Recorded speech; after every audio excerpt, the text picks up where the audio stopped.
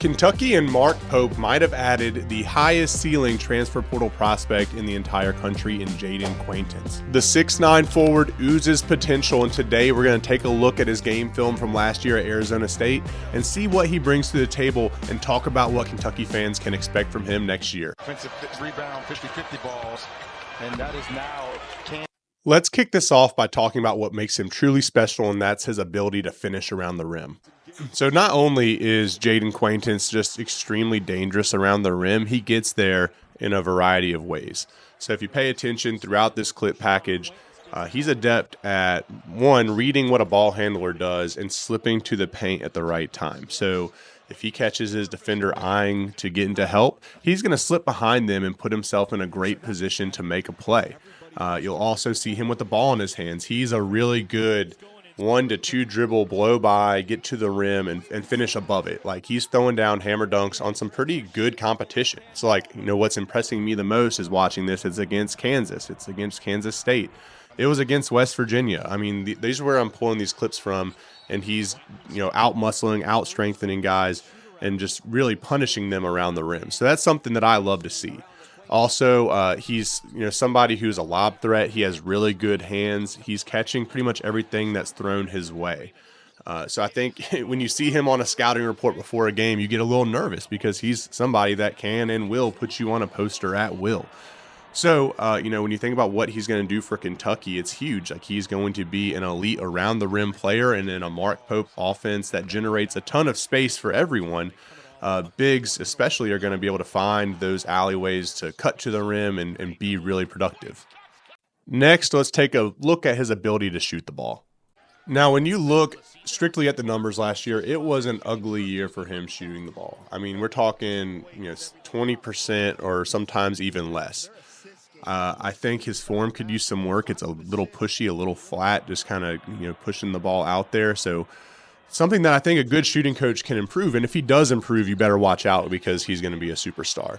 I do think it's important for him to keep shooting the ball regardless, and I'll tell you why. He needs to keep defenders honest. He needs to have a counter. He needs to be able to create that space to give him the opportunity to still make those backdoor cuts. So you're not looking at a high-volume guy. He certainly wasn't last year, but it's something that needs to be a part of his game. Next, let's talk about his ability to defend the rim at an elite level. I want to lead with this stat up front because I think it's super impressive. He played in 24 games last year for Arizona State and ended the year with 62 blocks. Very impressive. He is great as a trailing defender. If guys get a step on him, he is definitely not out of the play and will still make things happen. Will still get his hand on the ball one way or another. Also, what I also love, an underrated stat, is he finished the year with 62 fouls. So you look at it, 62 blocks and 62 personal fouls for the whole year. That's really impressive for a big. I think he's somebody, Kentucky is going to rely on to protect the rim. They're going to pressure the ball pretty hard in Mark Pope's system, and they need somebody to be there to clean up mistakes as they happen.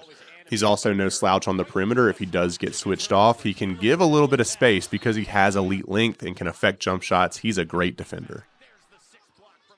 So what are my final thoughts and why am I so high on Jayden as a player? Well, I think he brings one elite trait to the table off the bat, even if he doesn't get any better at all. And that's his ability to finish around the rim, to be a true lob threat, somebody who guards and wings can trust to get the ball in transition or off of a cut. And that's going to open things up so much for Kentucky's offense next year. I think that he's just a hand-in-glove fit for the type of space that a Mark Pope offense is going to create. Then you have to factor in, well, this kid's really young. He's going to get better. He has an enormous pedigree. So what would that possibly look like?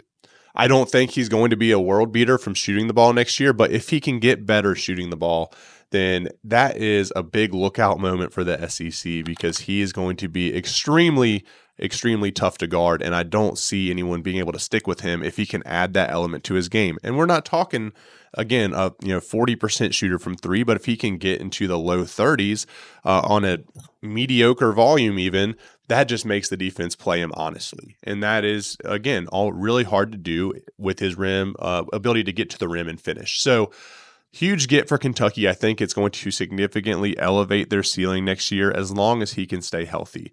But Kentucky fans, what do you think? What do you think he's going to bring to the team? How do you think the season is shaping up next year as you continue to navigate the portal cycle? As always, I appreciate everyone being here. Thanks for watching this. Please feel free to like and subscribe. It would help me out greatly. And I'll see you guys on the next one.